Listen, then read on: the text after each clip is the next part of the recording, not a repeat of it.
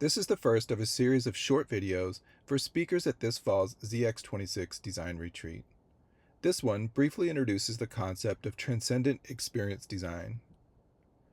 Transcendent Experience Design, or ZX, expands the priorities of user experience beyond the individual user and prioritizes interconnectedness, our essential relationships with other people, the natural world, and the cosmos. In order to thrive, people need to experience their interconnectedness with the world around them. But there's a problem, and it's right there in the name user experience. The disciplines involved in building our modern worlds often over-index on the individual user. As a result, the man-made systems that we inhabit both physically and virtually grow increasingly disconnected. Technology is mediating our relationships with so much of the world around us today, and it's beginning to feel a bit cold. Many of you who know me already know that I've found great inspiration in the beautiful and highly principled design of the Shakers, an 18th and 19th century religious sect and important American design culture. Shaker-made objects inspired Dieter Rams at Braun as much as Rams inspired Jonathan Ives and Steve Jobs at Apple. But a few years ago, I discovered something more than just the physical beauty of those sublime forms. Within their villages full of innovative architecture, furniture, tools, and useful houseware, I recognized an intentionally crafted user experience.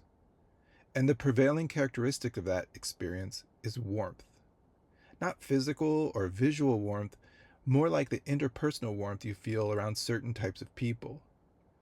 This type of designed warmth is fundamentally a principle of connection, standing in contrast to design that contributes to our isolation. I began my journey to understand warmth, a journey that led me through many worlds, from the work of American psychologist Abraham Maslow to the spiritual teachings of Pema Chodron, and even to Mr. Rogers' Neighborhood. Intriguingly, as I looked across the science, philosophy, and spirituality of warmth, remarkably consistent themes began to emerge.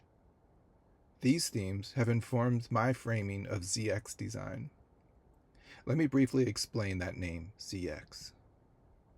Not many people know it, but just before its death in 1970, the renowned psychologist and founder of humanistic psychology, Abraham Maslow, realized there was something missing from his famous hierarchy of human needs. The true pinnacle of human experience, he realized, is self-transcendence, getting over our individual inward focus and attending to the world outside our own skin. Maslow's last published paper, entitled Theory Z, was about self-transcendence, or as he often called it, cosmic consciousness. ZX is named for Maslow's little-known Theory Z. Today, UX often focuses on addressing what Maslow would have called deficiency needs, or as designers like to say, problem solving. These problems are often short-term, transactional tasks, narrow in scope and narrow in time. The primary concern of ZX, however, isn't whether these systems are efficient or sustainable, but whether they cultivate the belonging, gratitude, reciprocity, awe, stewardship, and connection that sustains us. I see UX as dealing with fundamental or foundational needs, like the ones at the base of the pyramid in Maslow's model.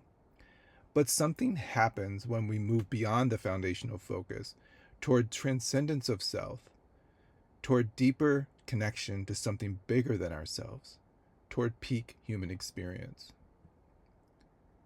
Warmth emerges when design serves to remove the impediments that block our eyes and our hearts from the world outside our own skin. When it helps us to see and be seen deeply, to know who to thank and how to give back, to understand true costs and see the upstream and downstream impact of our actions on other people, communities, and the natural world at large. When we begin to experience our interconnectedness, barriers come down, compassion, gratitude, reciprocity goes up.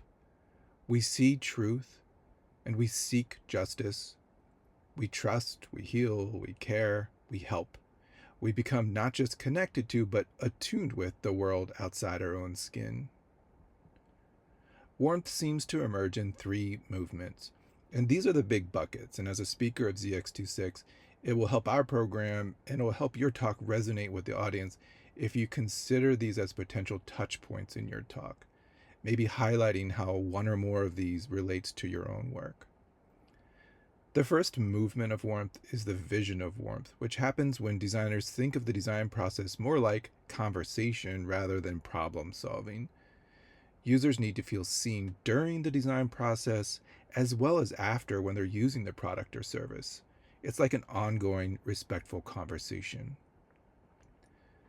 The power of warmth is when the designed environment supports an individual's self-actualization, fulfilling their idea of best self. This develops and engages a sense of individual purpose that tends to propel a person toward connection with something bigger than themselves. Which brings us to the third movement, the heart of warmth, where design connects users to a shared cause, to meaningful belonging and attunement, and they experience a host of related emotional and physical health benefits. The movement here is important. These are not standalone principles. They build upon one another and ultimately can spool up into a cycle. Many of us sense it intuitively by now, but science, philosophy, and religion all point to the same conclusion.